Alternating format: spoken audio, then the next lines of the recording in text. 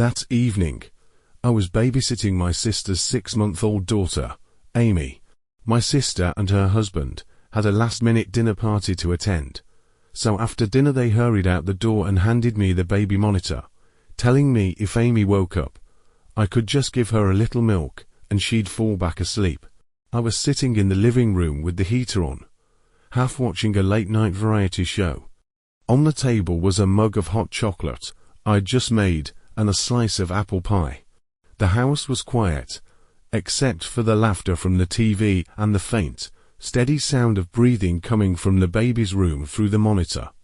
Around 8:30, I heard a soft cooing through the monitor like Amy had woken up. I set the remote on the coffee table and glanced at the screen. The crib filled the frame, bathed in the dim glow of the nightlight. Amy's little face was nestled in her blanket, looking like she was still fast asleep. But the sound kept coming. It wasn't a recording. It wasn't an echo. It was that light, short little baby sound she made when she was playing or happy. My brow furrowed as I stared at the screen. And then something moved. I froze. A pair of pale hands slowly crept into the frame from the edge, curling over the side of the crib. Long, thin fingers, skin so white it almost looked translucent. They wrapped around the rail of the cradle and gently began to rock it. My breath caught in my throat. Those hands were so thin they seemed brittle, the fingertips almost wax-like, completely drained of color. They rocked the cradle slowly, patiently, back and forth. And Amy didn't wake up. She didn't cry or fuss. She just kept sleeping peacefully. I glanced toward the hallway that led to her room. It was silent, still. My heart was pounding. My grip on the monitor tightened as I stared at the screen.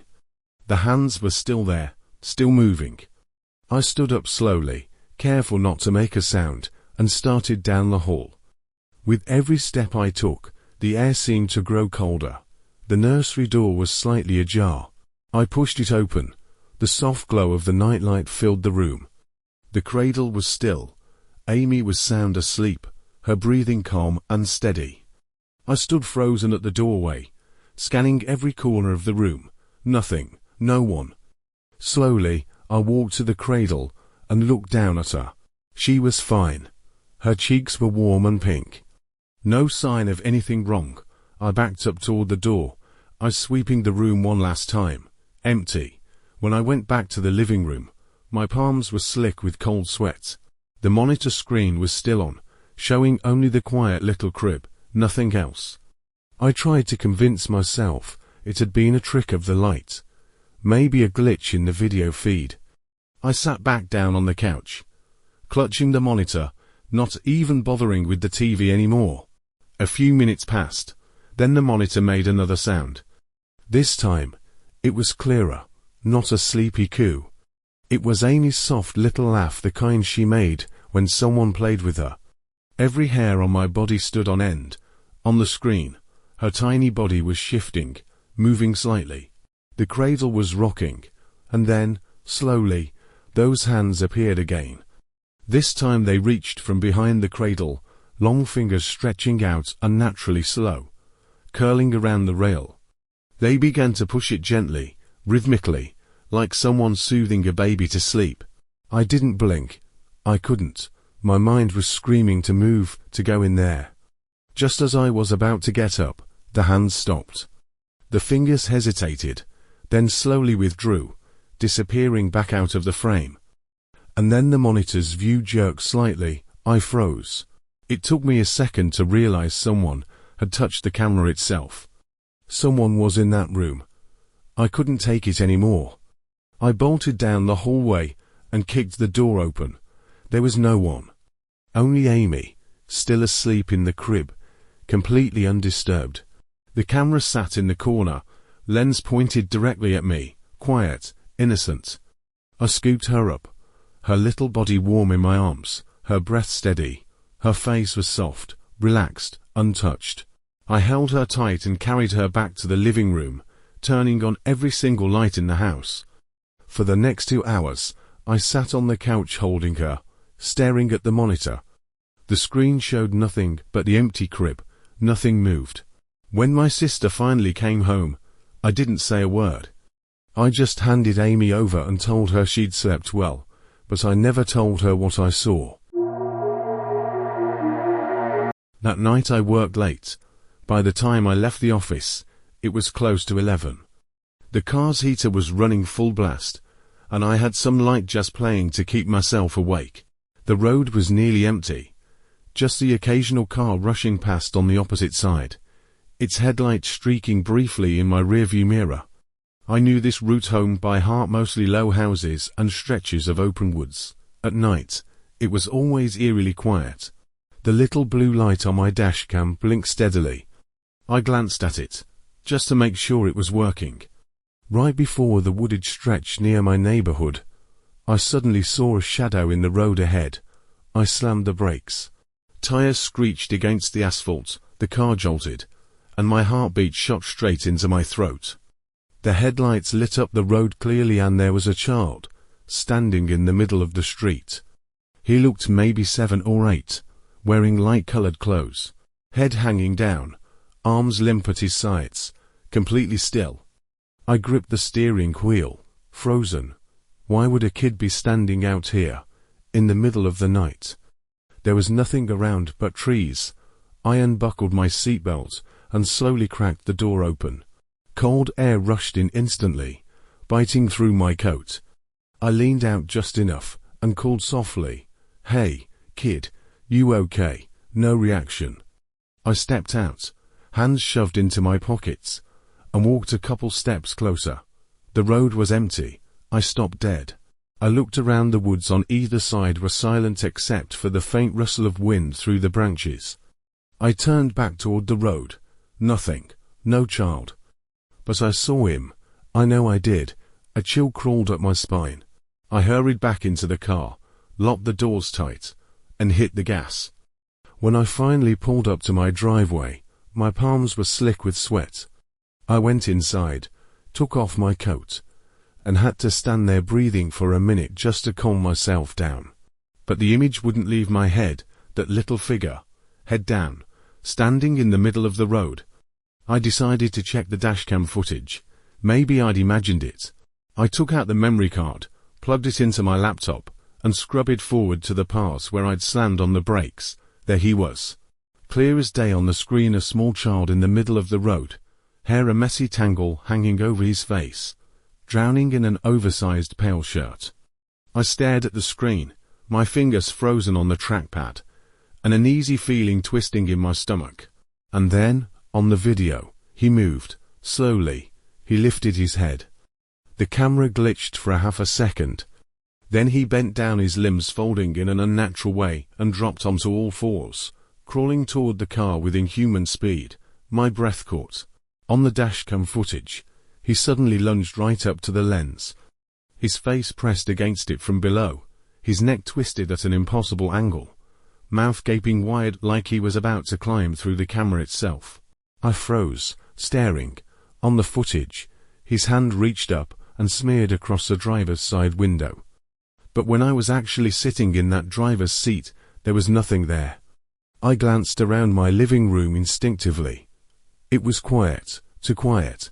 The clock on the wall ticked softly. On the screen, he was still there, his face pressed to the glass, his mouth stretched into this warped, awful grin. And then, the video went black, like something had covered the lens. I snapped the laptop shut, my hands trembling, and stumbled back a step. The house was silent except for the low hum of the heater. I tried to steady my breathing, told myself it had to be some kind of glitch.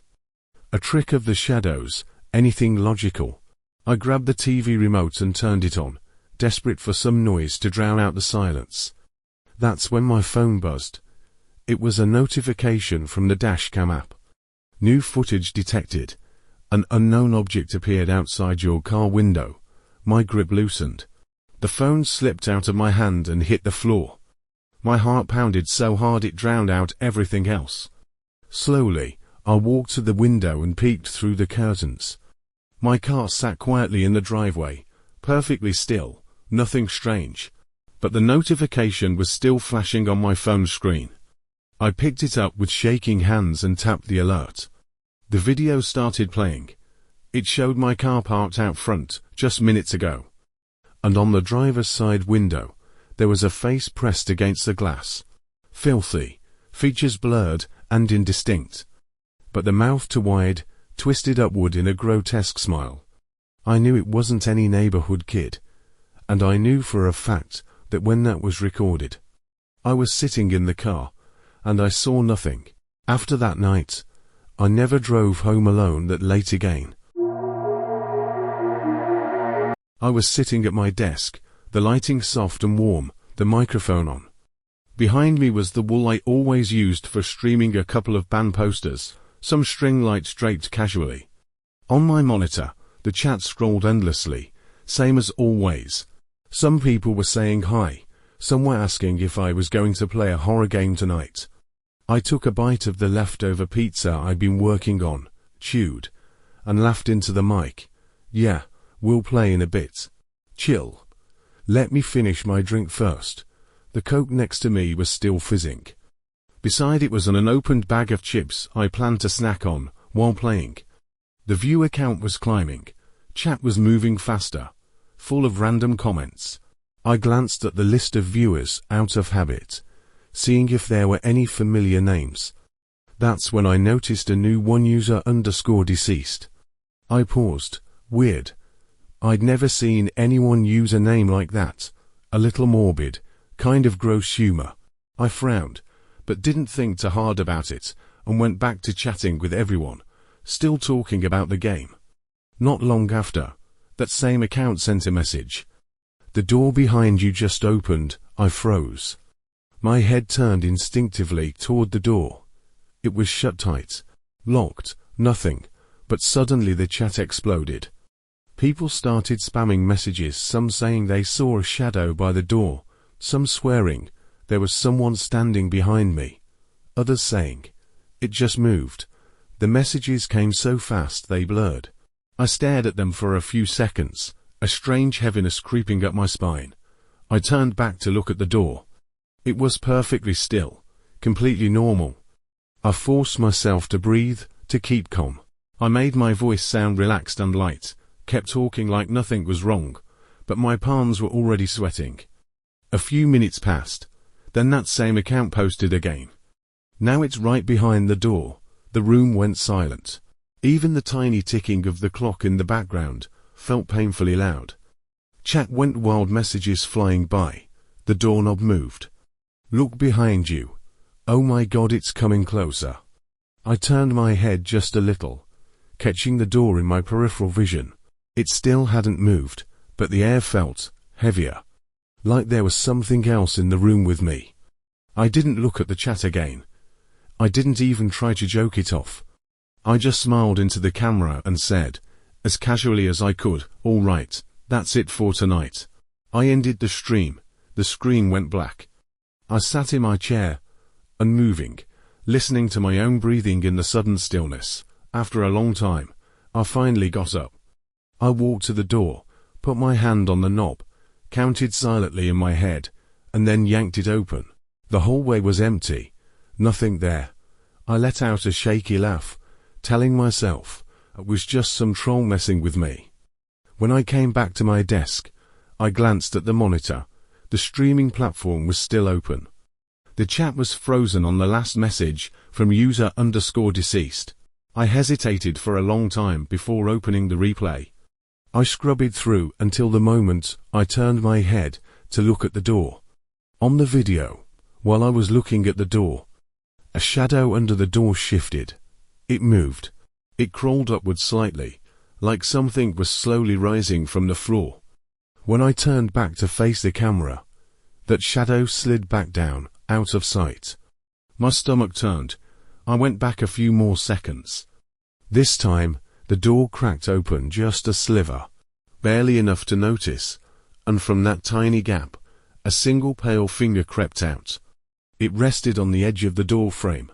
In the replay, while I was sitting there laughing and chatting with my viewers, that finger twitched, just slightly, and at the time, I hadn't heard a thing. I closed the replay. My hand was trembling on the desk. I didn't turn off the lights that night. I just sat in the living room, wide awake until morning. The next day, when I opened the streaming platform, last night's replay was gone, deleted, but in the viewer list, that name was still there, user_deceased. I've never streamed at night again.